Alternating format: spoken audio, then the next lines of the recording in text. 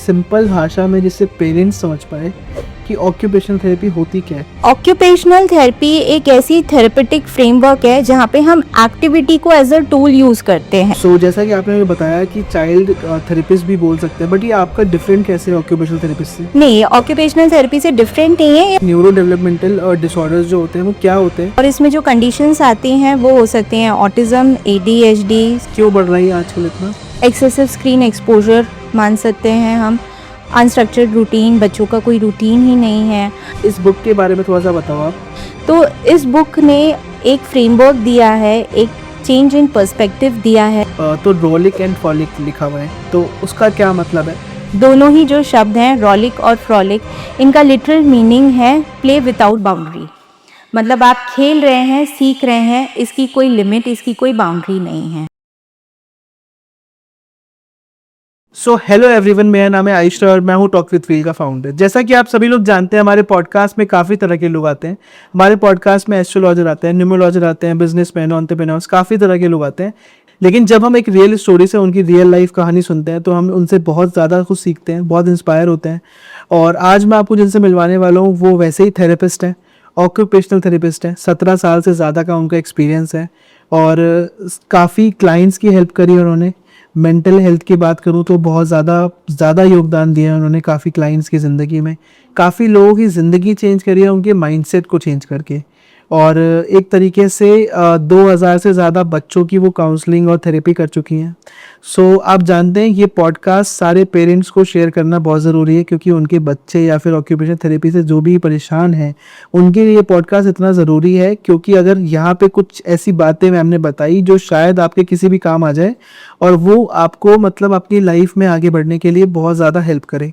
सो मैं ज़्यादा time waste नहीं करूँगा। मैं चाहूँगा इस पॉडकास्ट को मिनिमम 25 से 30 मिनट तो ज़रूर सुनना, उसके बाद फिर आप जान ही पाओगे इस पॉडकास्ट से। So let's invite doctor Kalpana Singh. Ma'am कैसे हैं आप? मैं बढ़िया हूँ, आप कैसे हैं? मैम बहुत बढ़िया। कैसे रहा मैम आपके स्टूडियो में आकर?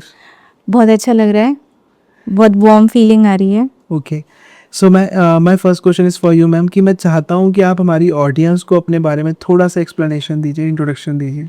हेलो एवरीवन, मैं अपने आप को इंट्रोड्यूस करूंगी as a paediatric occupational therapist. नाम है मेरा डॉक्टर कल्पना सिंह और मैं बच्चों की थेरेपिस्ट हूँ।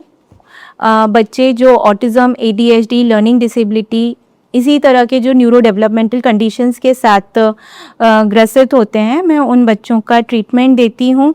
मेरा खुद का क्लिनिक है, rollick and frolic child development clinic के नाम से, द्वारका मोड़, न्यू दिल्ली में। और we are a multidisciplinary setup जहाँ पे occupational therapist, physical therapist, speech therapist, psychologist, special educator सब साथ मिलकर बच्चे के होलिस्टिक डेवलपमेंट के लिए काम करते हैं। ओके, तो अगर मैं आपसे पूछूं कि आपने 17 साल का ज़्यादा का एक्सपीरियंस आपका ऑक्यूपेशनल थेरेपी में ऑलरेडी है, तो इतना टाइम काम करने का क्या मोटिव था? सबसे पहले तो मैं ये पूछूंगा, कैसे मोटिवेटेड हो आप इतने टाइम के बाद भी, और इतना चार्म कैसे आपके चेहरे पे? थैंक यू, बहुत ही स्वीट सा कॉम्प्लीमेंट था। पसंद करती हूँ अपने काम को और मतलब एक किक मिलती है व्हेन वी सी कि पेरेंट्स सेटिस्फाइड है, उनकी लाइफ में हम कुछ बदलाव लेकर आ पाए। जिन प्रॉब्लम्स के साथ या कंसर्न्स के साथ वो हमारे पास में आए थे, हम उसका थोड़ा हद तक उनकी उस प्रॉब्लम को मतलब कहीं पे सॉल्व कर पाए, तो वो हमें मतलब एक किक देती है एक तरह की। एक और क्वेश्चन है कि जब हम कोई जॉब कर रहे होते हैं, कोई भी काम कर रहे हो, तो एक पॉइंट के आने के बाद आपको स्ट्रेस फील होता ही है जो आपके चेहरे पे दिखता है। लेकिन आप एक सेटिस्फेक्शनरी जॉब में हो जिसमें आप काम कर रहे हो, आपको अंदर से सेटिस्फेक्शन मिलता होगा कि आपने किसी की लाइफ चेंज करी है, आपने किसी की हेल्प करी है। तो ये कितना आपको ज़्यादा एक मोटिवेट करता है आगे बढ़ने के लिए? बिल्कुल मोटिवेट करता है। मतलब आप अपना काम कर रहे हैं, आपको वो लिविंग दे रहा है, लेकिन सबसे इम्पॉर्टेंट आई गेस ये होता है कि एज अ कम्युनिटी या एज अ सोसाइटी आपने अपना क्या एक एडिशनल उनको दिया। तो मतलब we are a family of doctors, हमारे घर में सब डॉक्टर्स हैं। तो मेरे फादर का ये बहुत बड़ा मतलब विजन बोल सकते हैं या उनकी लाइफ का उद्देश्य बोल सकते हैं कि सिर्फ अपने लिए नहीं कमाना है, you have to serve the society in one way. अब चाहे वो तुम काम में कुछ एडिशनल दो, किसी को किसी तरह का रिलैक्सेशन दो, डिस्काउंट दो, या मे बी कुछ इमोशनल वे में कुछ बैरियर्स उनकी लाइफ से हटाओ। सो तो जैसा कि आपने अपनी जो जर्नी स्टार्ट करी थी 17 साल पहले, तो क्या सोच के ऑक्यूपेशनल थेरेपी में आप आए? क्या आपका बचपन से था कि मुझे एक थेरेपिस्ट बनना है? नहीं, बचपन से तो नहीं था, बचपन से तो बहुत कुछ बनना था। लेकिन again you follow footpaths of your sibling. Correct. तो जैसे मैंने मेंशन किया कि मेरे घर में सब डॉक्टर्स हैं, तो my eldest brother late doctor Dinesh Kumar Singh, तो ही गाइडेड अस मतलब ही गाइडेड एवरीवन। मेरा ये जो एक और भाई हैं, तो जैसे कोई भी मेडिकल एस्पिरेंट होते हैं, वो अपने लिए अच्छे से अच्छा कॉलेज ही चूज करते हैं। हर एक की मतलब सपनों में बेस्ट कॉलेज आता है। So government medical college Nagpur, ये था मेरा जर्नी का start. But yeah we were having some doubts related to occupational therapy कि इसके आगे में जाके क्या स्कोप होंगे। बट आई थिंक मेरे बड़े भाई कॉन्फिडेंट थे और मेरे लिए यही काफ़ी था। कोई ऐसा टर्निंग पॉइंट जहाँ पे you realise this is my calling? Calling के मोमेंट्स तो बहुत सारे थे, बहुत सारे थे। एक धोनी वाला जो मूवमेंट है कि वो एक गेट खुलता है जब वो एंटर करता है, तो आपके लिए भी ऐसा कुछ था? ऐसे बहुत सारे मोमेंट्स होते हैं। जब हम मैच्योर थेरेपिस्ट या मैच्योर डॉक्टर्स होते हैं, तो हमें हमारे ट्रीटमेंट के आउटकम्स पता होते हैं और उसका टाइमलाइन भी पता होता है कि ये रिजल्ट इस पीरियड में आ जाएगा। But when you are young, वो रिजल्ट्स जब आपके सामने आते हैं, तो वो जो एक थ्रश ऑफ इमोशंस में जब आप जाते हैं, तो वो एक अनएक्सप्लेनेबल चीज़ है। तो मैं एक कहानी बताना चाहूँगी मेरे इंटर्नशिप पीरियड की, तो जहाँ पे एक बच्चे को मैं ट्रीट कर रही थी, सेरेब्रल पाल्सी का बच्चा था। ये एक न्यूरो डेवलपमेंटल कंडीशन है जहाँ पे बच्चे को बर्थ टाइम पे कुछ इस तरह की इंजरी हुई होती है जो कि उसकी पूरी बॉडी को या बॉडी के किसी एक हिस्से को वीक कर देती है। तो that presentation was about having overall weakness, weak legs थे। तो उस बच्चे का ट्रीटमेंट काफ़ी टाइम से चल रहा था ऑलरेडी। तो उस टाइम पे हमने उसके लिए ऑर्थोसिस स्प्लिंट्स प्लान किए थे। तो जो बच्चा जिसका वज़न इतना कम है, पैर इतने वीक हैं, तो वो खुद ही का वज़न नहीं उठा पा रहा है, वो स्प्लिंट का वज़न कैसे उठाएगा? तो जो ऑर्थोटिस्ट जो इन स्प्लिंट्स को बनाते हैं, उनके साथ मिलके हमने डिस्कशन किया। 15 साल पुरानी अगर मैं बात करूं, तो उस टाइम पे ना बहुत ही कन्वेंशनल तरीके से चीज़ें बनती थी। बहुत light weight material, thermoplastic material, affordable भी नहीं था क्योंकि पुअर फैमिली थी और बनता भी नहीं था इतना इजीली। तो बहुत मशक्क़त के साथ 20 दिनों में वो हमने प्रिपेयर किया। मीनवाइल बच्चे को हम प्रिपेयर कर रहे थे उसकी स्ट्रेंथ, कोऑर्डिनेशन और बैलेंस के लिए। 3 महीने बच्चे को स्प्लिंट के साथ ट्रेन किया गया और जब उसने वो पैरेलल बार में 10 इंडिपेंडेंट कदम लिए, तो वो मेरी लाइफ का प्रेशियस मोमेंट है। और ऐसे बहुत सारे मोमेंट्स हैं, बच्चे के पहला शब्द, पहला कदम। एक बर्न पेशेंट ने अपने रेसिडुअल फिंगर्स के साथ में पहली बार ग्लास उठाया था। एक ऐसा बच्चा जो किसी को नहीं पहचानता, मम्मी को नहीं पहचानता, पैंट गीली है पता भी नहीं है उसे, उसका स्कूल में मिला हुआ उसको फर्स्ट सर्टिफिकेट। तो all these moments are calling moments for me. अगर मैं आपसे पूछूं कि एक सिंपल भाषा में जिससे पेरेंट्स समझ पाए कि ऑक्यूपेशनल थेरेपी होती क्या है? ऑक्यूपेशनल थेरेपी का अगर मैं आपको ज़्यादा रिलेवेंस दे पाऊँ, तो मैं इसकी थोड़ी सी हिस्ट्री शॉर्ट में बताऊंगी कि ये 90s के दशक में स्टार्ट हो चुकी थी आफ्टर सेकेंड वर्ल्ड वॉर, जहाँ पे सीवियरली इंजर्ड सोल्जर्स थे। वहाँ पे एक नई सोच ने जन्म लिया था, जहाँ पे ट्रीटमेंट का इफ़ेक्टिवनेस और भी बढ़ गया था जब एक्सरसाइजेस के साथ में एक्टिविटीज़ आई थी। तो एक्टिविटीज़ का कोर एजेंडा ये रहता था कि उसका जो भी बॉडी पार्ट पे काम हो रहा है, वहाँ का फंक्शन फिर से लेके आना। तो ऑक्यूपेशनल थेरेपी एक ऐसी थेरेपेटिक फ्रेमवर्क है जहाँ पे हम एक्टिविटी को एज अ टूल यूज़ करते हैं और वो अपने ऑक्यूपेशन मतलब मे बी आप पॉडकास्टर हैं, माइक को मैनिपुलेट करना, बैठना, किसी से बात करना, बच्चे के लिए खाना खाना, खेलना, स्कूल जाना, पढ़ना, इन ऑक्यूपेशन गोल्स को ऑक्यूपेशनल थेरेपी एक्टिविटीज़ के थ्रू मीट करती है। सो जैसा कि आपने मुझे बताया कि चाइल्ड थेरेपिस्ट भी बोल सकते हैं, बट ये आपका डिफरेंट कैसे है ऑक्यूपेशनल थेरेपिस्ट से? नहीं, ऑक्यूपेशनल थेरेपी से डिफरेंट नहीं है, ये ऑक्यूपेशनल थेरेपी की सुपर स्पेशलाइजेशन है। ऑक्यूपेशनल थेरेपी एक ग्रेजुएशन कोर्स है, इसके बाद में जब हम मास्टर्स करते हैं तो we can pick our own subjects. तो मेरी जो स्पेशलाइजेशन है वो पीडियाट्रिक्स में है और पीडियाट्रिक्स में भी मैं न्यूरो डेवलपमेंटल डिसऑर्डर्स, ऐसे डिसऑर्डर्स जो कि डेवलपमेंट में या न्यूरो डेवलपमेंट में दिखाई देते हैं, मैं उनकी एक्सपर्ट। तो मैम मेरा अगला सवाल आपसे यही है कि न्यूरो डेवलपमेंटल डिसऑर्डर्स जो होते हैं वो क्या होते हैं और ये आजकल इतना ज़्यादा बढ़ क्यों रहा है? न्यूरो डेवलपमेंटल डिसऑर्डर्स जो होते हैं उसमें बच्चे का जो चाइल्ड डेवलपमेंट का पैटर्न है वो दूसरे बच्चे से थोड़ा सा डिफरेंट होगा। और इसमें जो कंडीशंस आती हैं वो हो सकते हैं autism, ADHD, cerebral palsy, learning disability, social communication disorder. और ये आज के टाइम में बढ़ क्यों रहा है? रीजंस इसके मल्टीपल हो सकते हैं। एक्सेसिव स्क्रीन एक्सपोजर मान सकते हैं हम, अनस्ट्रक्चर्ड रूटीन, बच्चों का कोई रूटीन ही नहीं है, ईटिंग हैबिट्स या स्लीप हैबिट्स बच्चे के प्रॉपर नहीं है। और अगर बायोलॉजिकल फैक्टर्स देखें तो जेनेटिक, प्रेगनेंसी रिलेटेड कॉम्प्लिकेशंस या फिर प्रीमेच्योर बर्थ।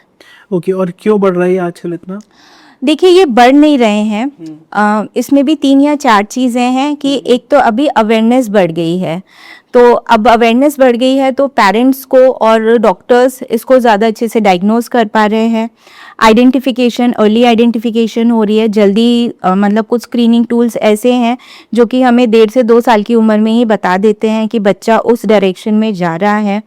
स्क्रीन टाइम से एक्सपोजर हो गया है, तो स्क्रीन टाइम एक्सपोजर बढ़ गया है, अवेयरनेस बढ़ गई है, लोग जल्दी से इसको अर्ली आइडेंटिफाई कर पा रहे हैं। तो ये बढ़े नहीं है, बस इन्हें हम जल्दी से जल्दी आइडेंटिफाई कर पा रहे हैं। एक और तो मैम आजकल जैसे आप देख रहे हो मेंटल हेल्थ को लोग ज़्यादा सीरियस नहीं लेते हैं इंडिया में, तो बेसिकली ज़्यादातर कि कोई बीमारी ही नहीं है। तो थेरेपी पेरेंट्स को कब पता चलेगा कि इस मेरे बच्चे को थेरेपी की एक्चुअली नीड अब है? देखिए बहुत ही सिंपल सी चीज़ है, अगर आपके बच्चे की कोई एज है और वो अपने एज के माइलस्टोन्स को मैच नहीं कर रहा है तो ये एक आपके लिए रेड फ्लैग है।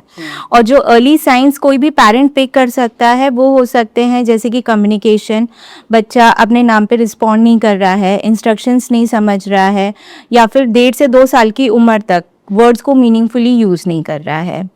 प्ले स्किल्स हो सकती हैं कि बच्चे को प्ले में इंटरेस्ट नहीं है, टॉयज़ के साथ बहुत ही अलग तरीके से खेलता है। सोशल इंटरेक्शन में उसको अपने एज ग्रुप के बच्चों के साथ में खेलना पसंद नहीं है, बहुत ही लिमिटेड इंटरेस्ट है, आई कांटेक्ट नहीं देता है। बिहेवियर्स में कि बच्चा आपको थोड़ा सा हाइपर लगता है या बच्चे के टैंट्रम्स इससे हैं कि आप उसको मैनेज नहीं कर पाते हैं, ध्यान नहीं लगाता है, चीज़ों पे ध्यान नहीं देता है, कुछ आप सिखा रहे हैं स्टेप्स नहीं फॉलो करता है, कंसेप्ट सिखाने में आपको मुश्किल होती है। ये क्या बचपन से ही होता है या फिर धीरे धीरे होता है? बचपन में you can see the emerging science, आपको ऐसा लगेगा। ऐसा तो कुछ हुआ नहीं जो उनको बचपन से ही ऐसे साइंस उनके साथ आ रहे हैं और डेवलप हो रहे हैं? अगेन आप तो जो रेगुलर जो हायरार्की है डेवलपमेंट की, आप थोड़ा सा जैसे डॉक्टर्स के पास अपने रेगुलर चेकअप्स के लिए जाते हैं और थोड़ा सा डिस्कशन में पता चलता है बच्चे को ये आ गया क्या। So like we develop in 4 areas, physical, communication, social and adaptive. तो बच्चा अपनी एज से कब खड़ा होना शुरू हुआ, चलना स्टार्ट किया, जंपिंग स्टार्ट की, कम्युनिकेशन में फर्स्ट वर्ड कब आया, नाउन्स कब आए, वर्ब्स कब आए, सेंटेंसेस कब बने, सोशल में मम्मी के साथ कितना कनेक्टेड है, फादर को कितना आइडेंटिफाई करता है, लोगों को कितना इनवाइट करता है खेलने के लिए, अडेप्टिव में चीज़ों को किस तरह से मैनिपुलेट करता है, खिलौनों के साथ कैसे खेलता है। तो उसमें आप क्या है करेंगी और आप कैसे हेल्प करेंगी? So we follow the child development trajectory. हम बच्चे की एज के हिसाब से पेरेंट्स से हिस्ट्री में पूछते हैं कि बच्चे को कितनी चीज़ें आती हैं और प्रेजेंटली उनके क्या कंसर्न्स हैं, उनकी डीप हिस्ट्री लेते हैं और फिर उनको गाइड करते हैं कि अभी जो उनका नीड ऑफ एन आवर है। ज़रूरी नहीं है कि एकदम से थेरेपी स्टार्ट ही हो जाए। कभी कभी बच्चा बहुत ही छोटे एज ग्रुप में आता है तो हम उनको होम इंटरवेंशंस जो वो घर पे कर सकते हैं वो काम प्रिस्क्राइब करते हैं और उनको फिर महीने 2 महीने के फॉलोअप के बाद बुलाते हैं। वी आस्क देम जो एजेंडा था उसको मीट कर पाए, नहीं कर पाए, now it's your time to meet a professional. जैसा कि आपने बताया कि you are a therapist and आपका क्लिनिक भी है, तो ऐसा क्या यूएसपी कहूँ मैं जो और थेरेपिस्ट से ज़्यादा है आपके अंदर, आपके पास लोग आते हैं? तो मेरे काम में यूएसपी मैं हूँ और मैं ये यूएसपी क्यों है क्योंकि हम बच्चों को सिर्फ एक कंडीशन या उनके सिम्टम्स की तरह नहीं देखते हैं। We treat them as a family dynamics. हम पूरी फैमिली की हिस्ट्री लेते हैं, बच्चे का केयर गिवर कौन है, मम्मी अगर वर्किंग है तो मम्मी के पीछे में कौन उसका टेक केयर करता है। तो we found the barriers, we found the challenging barriers जो भी उस बच्चे के डेवलपमेंट में हैं, वहाँ पे हम डीप रूटेड उस चीज़ की स्टडी, उस डायनेमिक्स को स्टडी करते हैं and we make sure that parent is becoming the core person in the team. ऐसा नहीं है कि आप बस बच्चे को हमारे पास में ड्रॉप करके चले जाएंगे, पिक करेंगे और वहाँ पे ही थेरेपी ख़त्म हो जाएगी। वी वांट कि ये चीज़ें जो है घर पे ट्रांसफ़र हों ताकि डेवलपमेंट की तरह जाए, ना कि जस्ट एक क्लास की तरह जाए। अगर मैं आपसे पूछूं कि आजकल देख रहे हो आप सोशल मीडिया जैसे आया है और फ़ोन जब से इतने ज़्यादा बच्चों की तरफ जाने लग गए हैं, तो स्क्रीन टाइम जो है उनका बहुत ज़्यादा बढ़ गया है और हर पेरेंट कहीं ना कहीं इससे रिलेट करेगा कि अगर उसके बच्चे का स्क्रीन टाइम बहुत ज़्यादा बढ़ गया, उसके बिना वो खाना नहीं खाता या कुछ भी, तो वो एज अ थेरेपिस्ट अगर मैं आपसे पूछूं विदाउट फीस तो आप क्या बताओगे? मैं वैसे भी स्क्रीन टाइम को लेके मेरे फ्रेंड सर्कल में, रिलेटिव्स में लोगों को बताती हूँ कि इसके बहुत ही एडवर्स इफ़ेक्ट्स हैं। मतलब not only in the case of children, जो आज के केसेस में इतनी ज़्यादा cases of heart attack, paralysis, young age में स्ट्रेस, डिप्रेशन, ये वाली चीज़ें हम फेस कर रहे हैं, ये एक्सेसिव एक्सपोजर टू स्क्रीन की वजह से ही है। तो हम कुछ इस तरह का कंटेंट एब्जॉर्ब करते हैं जो बहुत ही ज़्यादा हाई स्टिमुलेटिंग है और जिसकी वजह से हमारा हार्ट रेट बढ़ता है, हम कभी कभी अपना एड्रेनालिन रश जो है उसको कंट्रोल नहीं कर पाते हैं। और बच्चों के केसेस में इसके क्या इफ़ेक्ट्स आते हैं कि आपको कम्युनिकेशन डिले दिखेगा।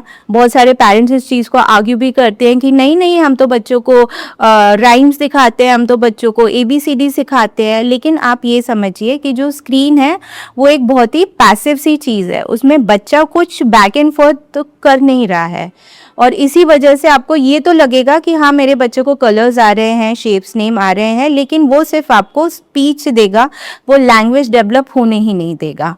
और जो दूसरे इफेक्ट्स हैं स्क्रीन के वो आते हैं अटेंशन पे, क्योंकि इतना हाई स्टिमुलेटिंग उसके ऊपर में कंटेंट होता है, विजुअल वाइज, साउंड वाइज, कि बच्चा जो डेली एक्टिविटीज़ होती हैं उनको वो बहुत ही बोर फाइंड आउट करता है, तो ना वहाँ पे वो ध्यान केंद्रित कर पाता है और ना ही उसको ज़्यादा खींच पाता है।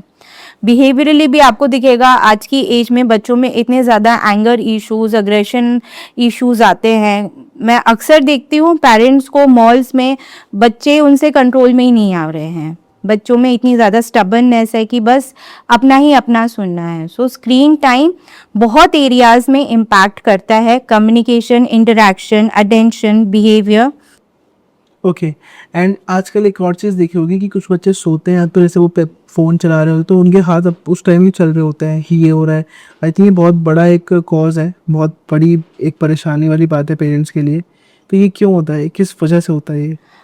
स्पेसिफिकली जो उनके हाथ चल रहे हैं, ये एक तरह का बच्चे ने रिदमिक रिपीटेटिव पैटर्न बना लिया है और वो सिर्फ आपको हाथ में या फिजिकल मूवमेंट में ही नहीं दिखेगा, वो आपको बच्चे के थॉट्स में भी दिखेगा। जब हम देखते हैं ना कि बच्चा किसी भी खेल को, किसी भी टॉय को, उसने ये चीज़ 4 सेकंड के लिए खेली, ये 10 सेकंड के लिए खेली, तो ये जो कंटिन्यूस स्विचिंग हो रही है ना, उसका भी रीज़न मैं स्क्रीन को ही दूंगी, क्योंकि वहाँ पे भी कंटिन्यूस स्विचिंग हो रही है एक कंटेंट से दूसरे कंटेंट पर। करेक्ट। आपके क्लिनिक में अगर कोई चाइल्ड आता है, उसकी थेरेपी करनी है, तो मैं अगर आपसे स्टेप्स पूछूं तो क्या क्या होंगे वो?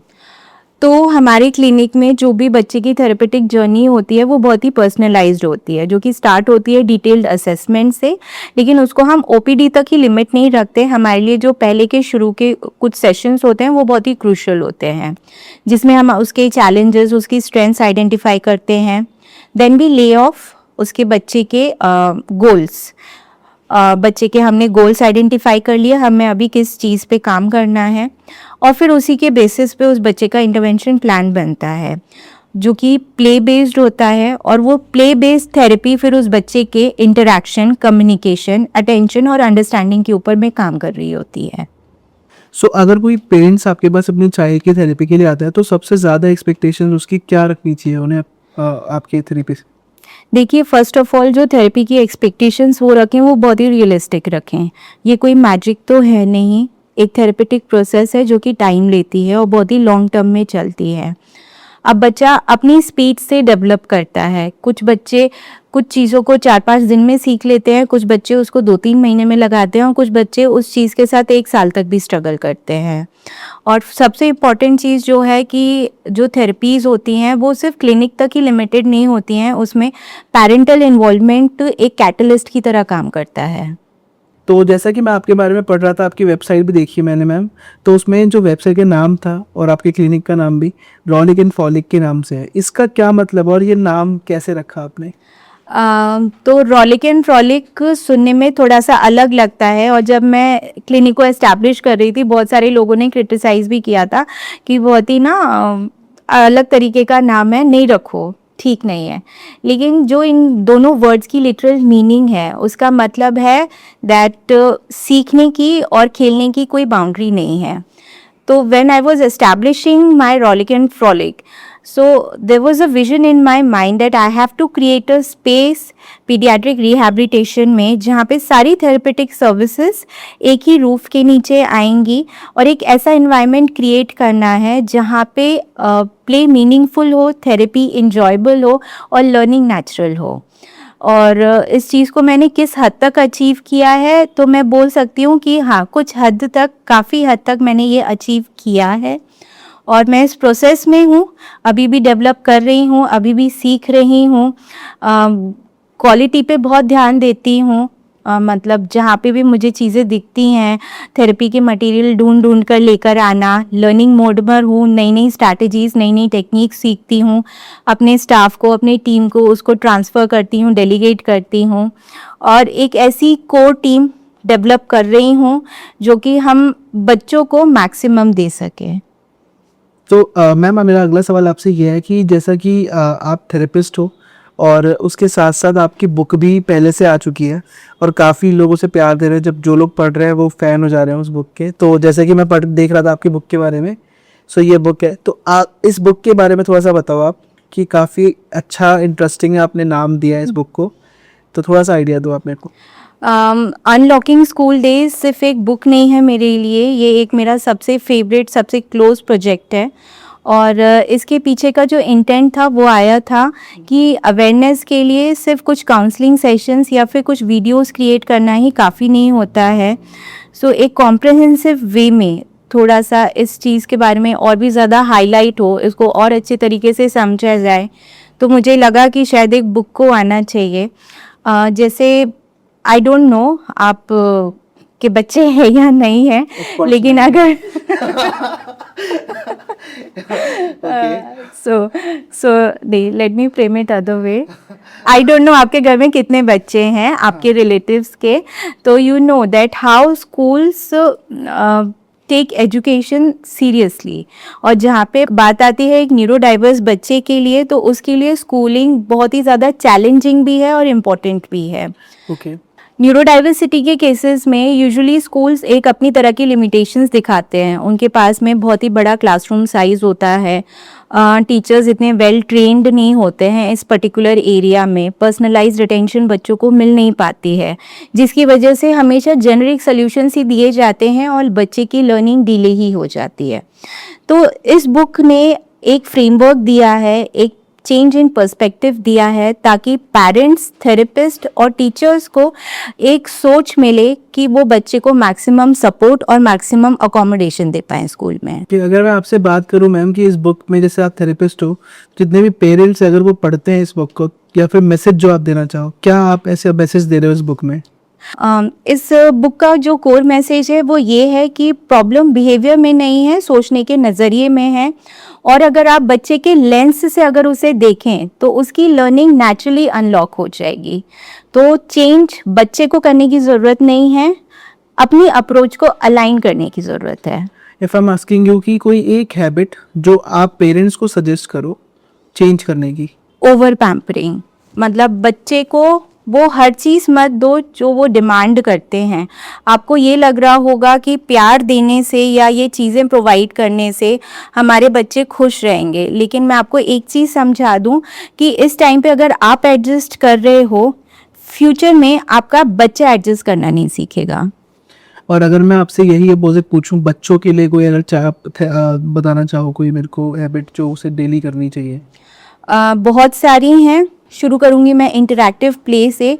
मतलब पेरेंट्स ये ना समझें कि बच्चे को खिलौने दे दिए या सामान दे दिया, बच्चा उस चीज़ के साथ खेल रहा है।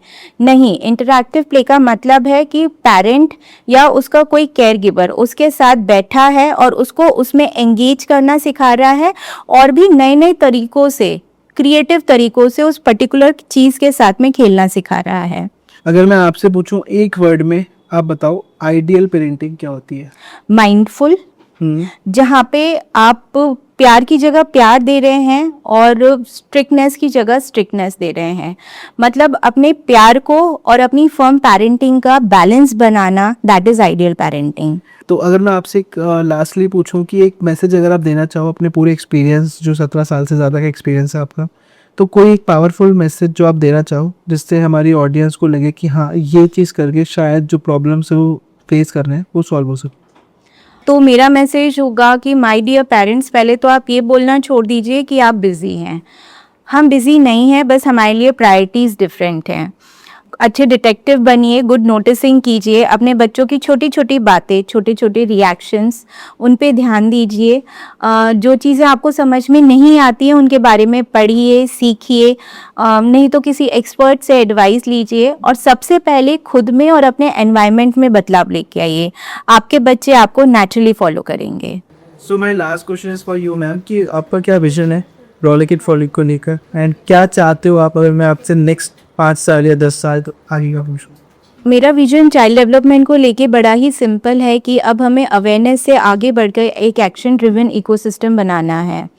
आज के दौर में इंडिया एक ऐसे टर्निंग पॉइंट पे है जहाँ पे न्यूरो डेवलपमेंटल केयर धीरे धीरे स्ट्रक्चर और एविडेंस बेस की तरफ डायरेक्शन ले रही है, लेकिन ग्राउंड रियलिटी सेम है। अर्ली आइडेंटिफिकेशन अभी भी डिले हो रहा है, सेगमेंट्स फ्रेगमेंटेड हैं और क्वालिटी केयर हर दबके के बच्चे के पास में पहुंच ही नहीं पा रही है। तो मेरा विजन 3 लेवल्स पे है। Early identification as a culture, जहाँ पे सिर्फ वेट एंड वॉच नहीं, screen and support. Early years ही फाउंडेशन ले करते हैं लॉन्ग टर्म चाइल्ड डेवलपमेंट की। एक ऐसा मॉडल बनाना पड़ेगा जहाँ पे occupational therapy, speech therapy, psycho education, special education अलग अलग नहीं, इंटीग्रेटेड हो। साथ ही क्वालिटी इंश्योर करना इक्वली इम्पॉर्टेंट है। अनएथिकल प्रैक्टिसेस, अनट्रेन्ड प्रोफेशनल्स और क्वैक से बच्चों को और पेरेंट्स को बचाया जाए। और तीसरा पॉइंट जो सबसे इम्पॉर्टेंट है वो है पेरेंट सेंट्रिक इकोसिस्टम। पेरेंट्स को डिपेंडेंट नहीं बनाना है, उन्हें एम्पावर करना है। पेरेंट्स को सेशंस नहीं देने हैं, उन्हें अंडरस्टैंडिंग देनी है, ताकि घर ही बच्चे का स्ट्रॉन्गेस्ट थेरेपी स्पेस बने। मेरा विजन इंडिया के हर बच्चे के लिए ये है कि उसको फिक्स ना किया जाए, उसे अंडरस्टैंड किया जाए। जब सिस्टम, स्कूल और पेरेंट्स सब अलाइन होंगे तो चाइल्ड डेवलपमेंट में रियल रेवोल्यूशन आएगा। So thank you so much ma'am हमारे पॉडकास्ट में आने के लिए, एंड बहुत सारी चीज़ें लॉजिक्स के साथ जब पता चलती हैं तो बहुत अच्छा लगता है।